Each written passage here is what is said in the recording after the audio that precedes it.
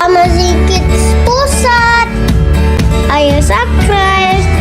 Ayo Bunda Sahabat Amazing, kita lanjutkan mengenai jenis gangguan tumbuh kembang anak yang perlu orang tua pahami. Conduct disorder. Dikutip dari Medline Plus, conduct disorder adalah gangguan perilaku dan emosi yang terjadi pada anak-anak dan remaja. Sebenarnya gangguan emosi wajar terjadi pada anak atau remaja dan tidak mengganggu tumbuh kembangnya. Namun, gangguan pada anak ini bisa dianggap sebagai conduct disorder jika berlangsung dalam waktu lama dan mengganggu kehidupannya sehari-hari dan keluarganya.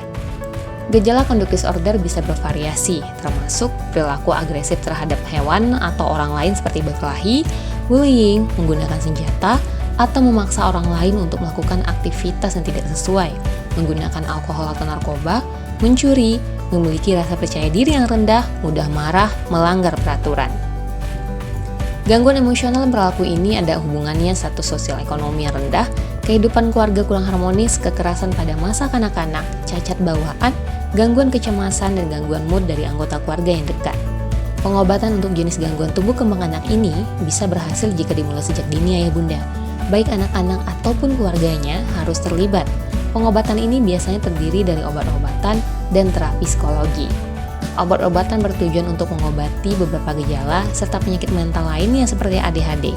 Terapi atau konseling psikologi dalam membantu untuk mengekspresikan dan mengendalikan gejolak emosi seperti amarahnya.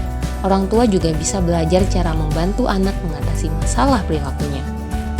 Ayah bunda, apapun keluhan buah hati Anda, percayakan kepada kami di Amazing Kids.